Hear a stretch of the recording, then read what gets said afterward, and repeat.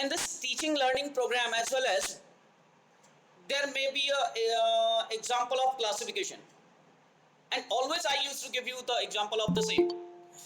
In whenever we used to study, we can see the classification. There are different classes, nursery to 12th. Why we classify total education into this first, second, third? So that we can get study in proper and smooth manner. Differences are there. There is a difference between the IQ level of different student. That's why according to their IQ level we classify them. Similarly, we classify chemical reactions, because different kind of reactions were there. There were some differences among all the kind of reactions. Similarly, today we are talking about the classification of elements. Classification of element means in metals, non-metals and metalloid. Actually, when this classification was introduced, at that time so many elements were there, and among those elements there were so many differences, and to study all those elements in proper manner, we classify them. And this classification was given by Berzelius. The main term, whatever I am giving you, you may note down. The classification of element in metals and non-metals and metalloid was given by Berzelius. Berzelius was a great scientist. And main part, whenever we used to study the proper topic, we should know that why are we studying that, what is its application in our daily life, and why it is so, means why any particular substance is classified in such a way that these are the metals. What are these actually? Metals, non-metals and metalloids, nothing else. These are simply the elements.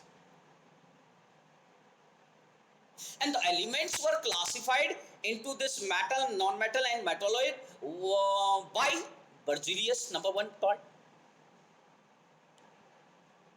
And the question raised up that why do we classify the elements? First question, why do we classify anything?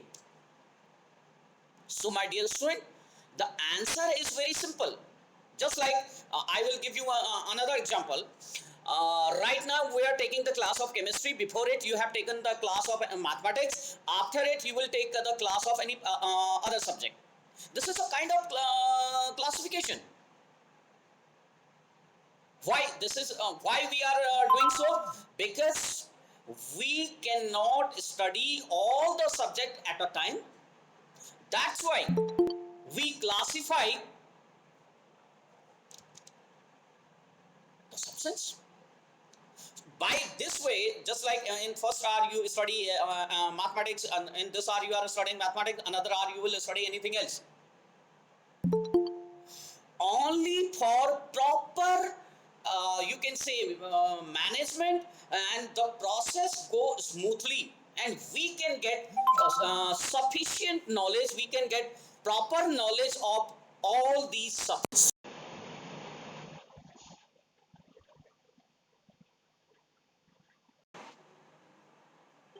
So that we can study the things properly. So student, I would like to tell you that the metals and non-metals and metalloids are having different properties. First of all, we will discuss about the physical properties of metals. That what are the metals? Metals are those elements. Sir आपने अपने आप को mute कर लिया है. everybody is to keep their this mic sir off, चले गए? please. अब सर वो आवाज नहीं आई, सर से कह रहा आपने सर आपने अपने आप को म्यूट कर लिया है. All those elements which are having the main property, if we'll discuss about the physical properties of metals, so those elements call are कर दो called कोई सर metals. को, बोल दो सर को. सर म्यूट कर लिया आपने अपने आप को. सर म्यूट हो गया. Okay, now keep your this mic off, please. So what I was telling you that the metals are those elements which you have generally which you have studied there in junior classes, which are good conductor of heat and electricity, which are having luster, which are having proper luster, means they are shining surface. Here we will discuss in another way. All those elements which are having 1, 2, 3 electron in their outermost shell. In class 9th, I told you about the electronic configuration, in which we have learned 20 elements, first 20 elements, and their classification as well as.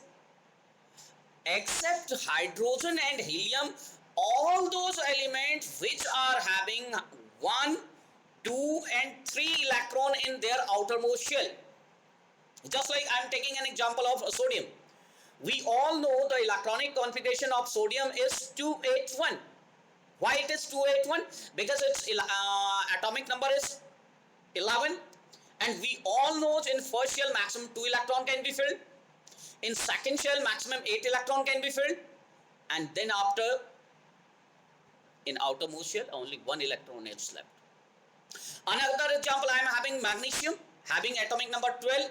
When we will write down its electronic configuration, it will be 282. If I will take an example of another element just like aluminium, atomic number 13, electronic configuration 283. So all those elements which are having 1, 2, 3 electron in their outermost shell, those elements are known as metals. Now I will tell you that why the metals are good conductor of heat and electricity. In physics, you have studied about the current. Whenever we used to talk about electricity, electricity means two kind of electricity. One is static and another one current. And the current flow of charge, rate of flow of flowing charge is known as anywhere current. Current means that electricity. So these metals, as I told you, that the metals are having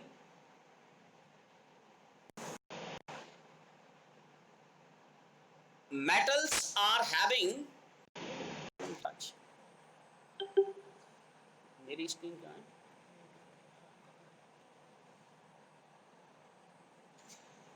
Yes, we were talking ये बीच में there is a problem of this, you know, ये बीच में आ जा रहा है. Clear हो गया.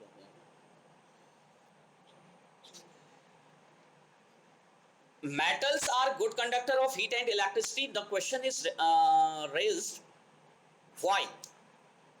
I told you that all the metals are having 1, 2, 3 electron in their outermost shell. We have all the 20 elements and their classification, electronic configuration we have given. Right? Whenever we used to talk about that the metals are those substances which are having 1, 2, 3 electron in their outermost shell. So these electrons are free. What is the sense of free? Means these electrons of metal are not attracted by its nucleus. We have already discussed, whenever we used to talk about atom, at the center there is nucleus.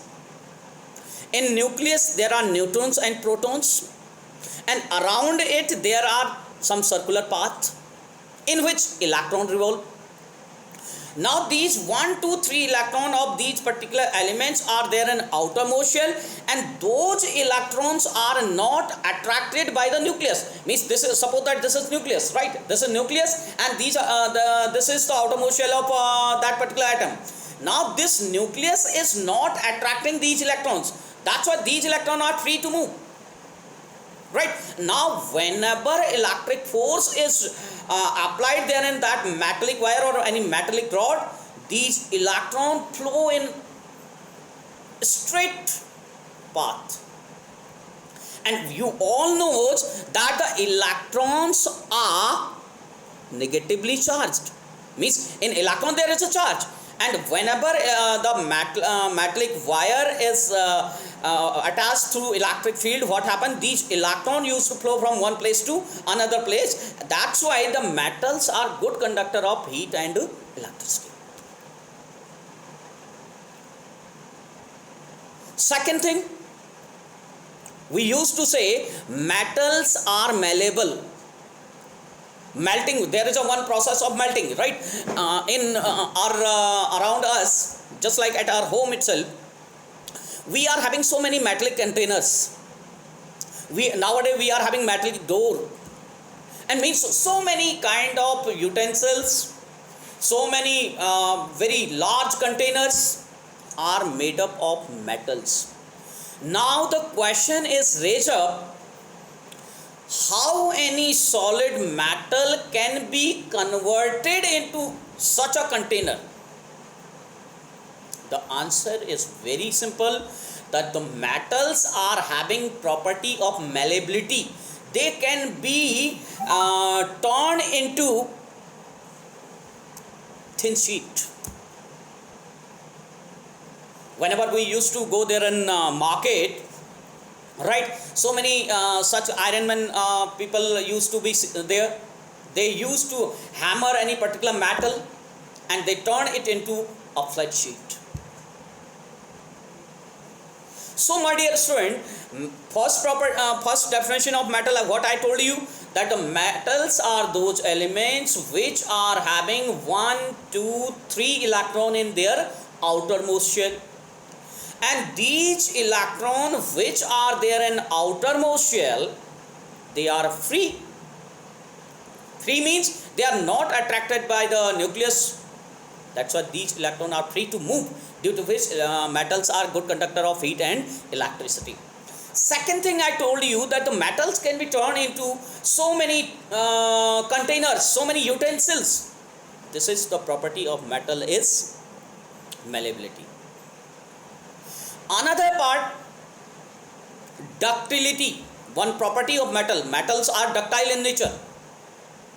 What is that ductile? What is that ductility? Malleability means converted into thin sheet. Similarly, what is that ductility? Ductility means you can see around you in streets, so many wires are spread through, the current is passing from one place to another place. Means there are metallic wires. We never used to say non-metallic wire. We are having the wire of silver, we are having the wire of aluminum, we are having the wires of copper. All these are metals. It means the copper is not in form of that very thin wire. Metals can be converted into thin wire. Even it is anywhere concerned resemble to that of this malleability, but it is what I am there. I told you converted into thin sheet. Here I am telling you that the metal can be turned into thin wire, and this property of metal is known as ductility. Another part, whenever I used to talk about the metals, you can see in our school, whenever your period get over, there is a sound. Means first period start, first period end, then second period, then third period. Means there are different bells, and those bell means that is a sound, and this sound is of metal. That's why we used to say metals are sonorous, means they create sound whenever they are hammered. They give a specific sound. So we can say that metals are having different characteristic properties. One is left, you can see all the metals are anywhere so shiny. Gold, you all know about the gold. It is one of the very important metal, and very you can say expensive, and it is having a shine. Similarly, all the other metals, just like at your home, there may be different kinds of utensils which are having specific shine. So this property of metal is known as luster, means the metals are having their own luster. They are shiny surface. These are the properties of metal. If I will talk about in term of chemical reactions, in chemical reactions, whenever we used to talk about chemical reactions, in any chemical reaction, if anywhere the metal is involved, what, in any chemical reaction, if metal is involved, what happen, the metal always donate electron to other element. Two things are there, one donation, one gaining, means whether any particular element will gain electron or any particular element will donate its electron. When we were studying the electronic configuration in class 9th, there I told you every element have to complete 8 electron in their outermost shell.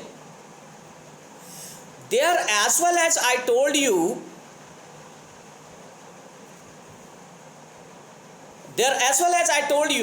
that all the metals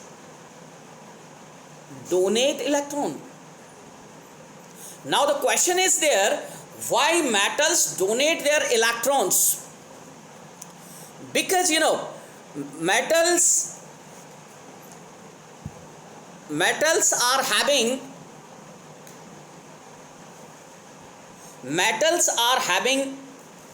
1, 2, 3 electron in their outermost shell, and we are having octet law, which state that every element should have 8 electron in their outermost shell.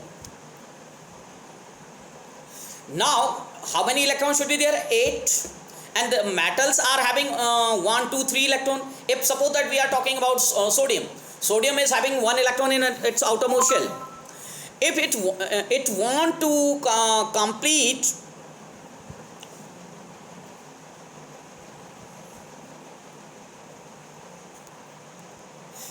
if it wants to complete its octet, it needs 7 electrons. To take 7 electron, it required energy, or you can say this will not possible, because the number of proton will be too less and the number of electron will increase. Just like if I will talk about sodium, so sodium gains 7 electrons. Now total number of electron in sodium will be 18. 11 already were there, 7 it gained to complete octet. But in its nucleus only 11 protons are there, and 11 proton and 18 electron, they will not be balanced, because protons are positively charged, electrons are negatively charged. There will be an attractional force, and they will attract each other and the atom will spoil. That's why sodium used to donate electrons. I told you that if 1 electron is there, 7 are required to complete octet, 2 are there, 6 are required, 3, 5 are required. That's why all the elements which are having 1, 2, 3 electron in their outermost shell, those are known as metals, and all the metal donate these electrons to other element in any chemical reaction. Totally, what can we say? We can say that the metals are electron donator. Metals are electron donator. Now we have discussed about the metals, in which we have discussed about the metal. First thing, who discovered means who classified the elements in metals, non-metals, and metalloid? The scientist name was Berzelius.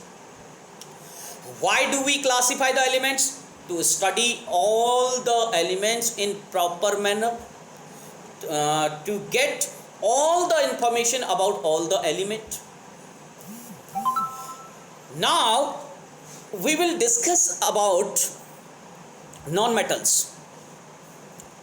Students, one part we have studied, just like I said, metals are these. Metals are good conductor of heat and electricity.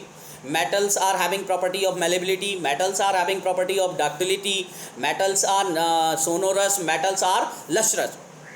Now we will compare the same property in another part. First property of non-metal, if I will talk about starting where we start metal. Similarly, if I will discuss about the non-metals, non-metals are those elements which are having 5, 6, 7 electron in their outermost shell.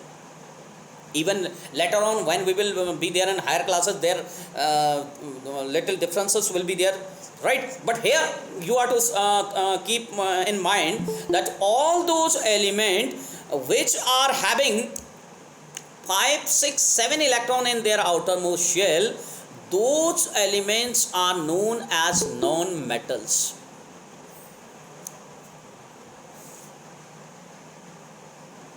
What? If 1, 2, 3 electrons are there in outermost shell, that is metal. And if 5, 6, 7 electrons are there, those elements, specifically I am telling you, 5, 6, 7 electrons are there in outermost shell, those elements are known as non-metals. As I told you, the elements which are having 1, 2, 3 electron, they need many electrons to complete their octet. Many electrons they need to complete their octet. Why? Having 1 electron, 7 electrons are required. But here I am telling you, all those elements which are having 5, 6, 7 electron in their outermost shell, those are non-metals. If we will talk about the octet rule, I'll give you an example.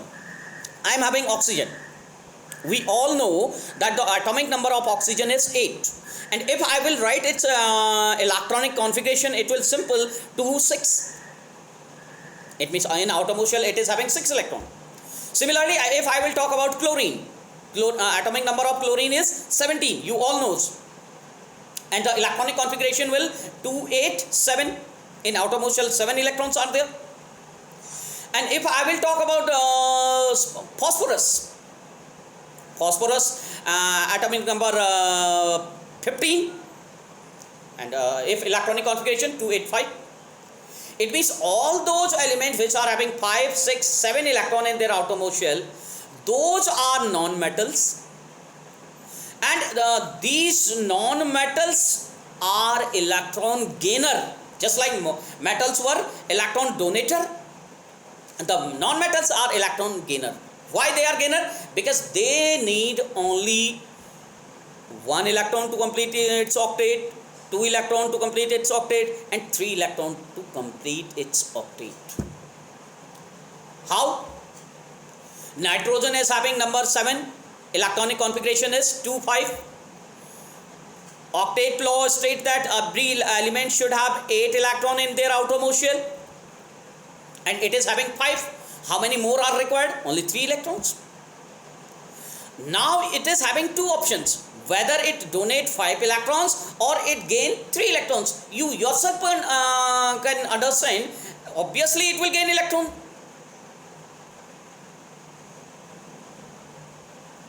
So I just told you that the non-metals are electron gainer because they need only 1, 2, 3 electron to complete their octet, while The metals were having 1, 2, 3 electron in their outermost shell, that they need 7, 6, 5 electron to complete their octet. That's why they used to donate electron. Very simple thing. Another part, as they are having 5, 6, 7 electrons, that's why these electrons are attracted by nucleus. Their size is smaller. Why? Because the number of protons increases in nucleus. Number of proton means nuclear charge. We in another term we can say nuclear charge.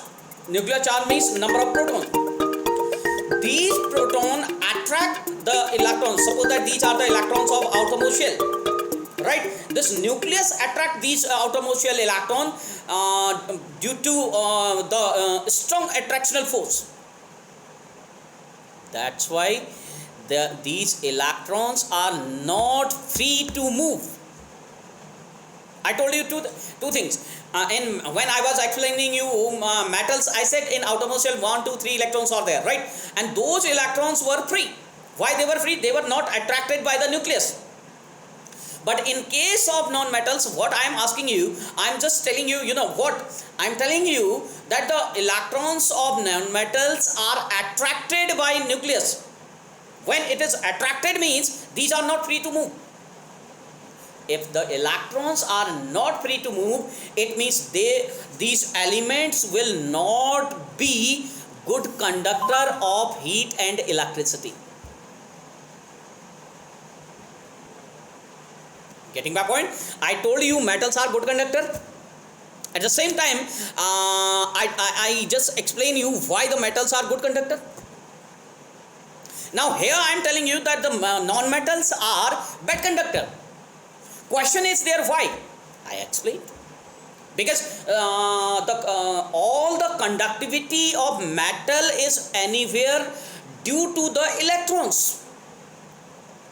If somebody asks you why the metals are good conductor, you will say that they are having free electrons. Same question can be raised in another way. Which components are charge carrier in metals? Note down all the questions, whatever I am raising up in between the lecture. What first question was there? Which components are responsible for conductivity of metals? Answer is very simple, electrons. Same question can be raised in another way. What are charge carrier in metals? What are charge carrier in metals? Very simple example, electrons. In metals, free electrons were there, and in non-metals, I told you free electron. What is the sense of that free? You will have to understand that what is that free and what is not free. Free electrons means the nucleus is not attracting the outermost shell electron of metals. But in case of non-metals, the electron of outermost shell of non-metals were attracted by nucleus. That's why these are not free and those were free. First property, what? Metals are bad conductor of heat and electricity. Exceptions are there that we will discuss later on when we will study all the characteristic property of metals and non-metals. Another part, we never listen that we are having container of oxygen. I mean to say any utensil. Just like I am having a glass, right? Whether it is made up of copper, it is made up of iron, it is made up of any other metal, right? We never used to listen that I am having a utensil made up of oxygen. Yes, oxygen may be filled in any particular container, but we are not having any utensil of oxygen, nitrogen, chlorine. Are you getting my point? Totally. What I want to tell you that the non-metals are not malleable. What? Non-metals do not have property of malleability. At the same time, I also explain you that if malleability is not there, ductility will also not be there. Means we cannot turn non-metals into thin wire. Getting my point? Metals good conductor, non-metals bad conductor. Metals malleability, non-metals no malleability. Metals ductile, not ductile. Metals were having sound. Bell, I have given you an example of bell. Whenever the period get over, there is a sound, and that sound was of metals. But here, non-metals do not have any kind of sound, right? Ductile, no. Metals are ductile, non-metals are non-ductile. They do not have property of ductility, means they cannot be turned into thin wire. Now the main part about which we were just talking, their physical state. I'll tell you, dear student, all the metals are solid in state. You can see around you iron, copper, silver, aluminium, sodium, potassium, calcium. All these metals are solid. But one exception is there. I cannot say all the metals are solid. There is one metal which is liquid at room temperature. Actually, we will have to understand, whenever we used to talk about the physical state of any particular substance, that should be, we should have the standard conditions. Whatever substance is solid, liquid and gas, that should be at room temperature. What is that at room temperature? Otherwise, suppose that you I'm telling you here, metals are solid, but we can melt it, it can be turned into liquid. In chapter 1, we have studied about thermite reaction. Thermite reaction, what was that? Thermite reaction was in which molten iron was formed. What was there? Molten iron. You can see fluidity will be there. So metals, all the metals are solid except mercury. You have seen already. I can think that you have seen that mercury. Whenever we used to go to the doctor, nowadays those thermometer has been changed. But whenever we will talk about the thermometer, in thermometer one liquid is filled. That liquid is nothing else, that is mercury. So I am going to bind up. I told you all the metals are solid except mercury. Mercury is one of the metal which is liquid at room temperature. All the metals are good conductor. And now again I am talking about exception, except lead. Lead is poor conductor of heat and electricity. What I told you, all the metals are solid except mercury. Mercury is liquid at room temperature. Another point I have discussed, all the metals are good conductor except lead. What will be the question? Write down the name of metal which is bad conductor of heat and electricity. The answer is lead.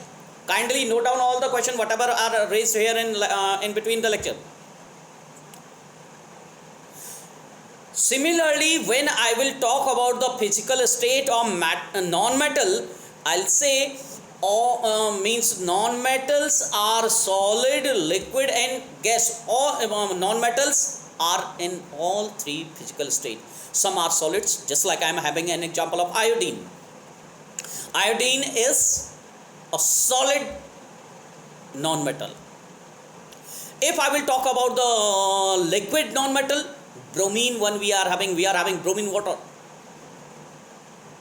And gases, we are having 11 gases in our periodic table. Whenever we used to talk about all the elements, These are anywhere arranged there in a table which is known as periodic table. In complete periodic table we are having 11 gases. Except noble gases, all the gaseous elements are non-metals. You can see nitrogen, oxygen, chlorine, all these are gases. Totally. What is my question? My question is non-metal present in all three physical states. We are having solid non-metals, we are having liquid, we are having gases. Example, if I will give you, iodine is a solid non-metal, bromine we are having liquid, at the same time the chlorine, oxygen, nitrogen, these are the gaseous non-metals. We all know that the non-metals are bad conductor of heat and electricity. Non-metals are bad conductor. In case of metal, I told you metals are good conductor except lead. Lead को याद करना है. Similarly, here I am telling you that the non-metals are bad conductor of heat and electricity except graphite. Graphite is allotrope of carbon. Anywhere you can say carbon. That is a non-metal, but it is good conductor of heat and electricity. You can perform an activity. You are having the pencils, and that pencil is having one that lid. That pencil lid is made up of what? Graphite, and that is good conductor of heat and electricity. So my dear students,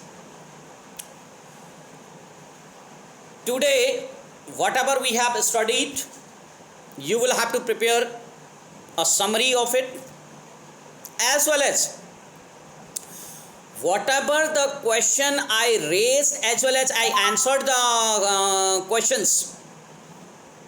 Those questions are to be noted down. What? You can form your question. I have already trained you in class 9th itself. Metals. Write down the name of liquid metal. Mercury, all the metals are good conductor, but lead is not there. There is one question. Write down the name of metal which is bad conductor of heat and electricity, and that was what? Lead. Right? Such kind of questions you will have to write down. At the same time, the homework for today is write down 5 differences between metals and non-metals. What? Homework. What is the homework? Write down 5 differences between metals and non-metals. One question is this, and 6-7 question we have raised there in between the lecture. That is the homework, and the summary of the lecture session. Right? Okay. Thank you guys. Now if you are having any kind of queries, you can type here in screen.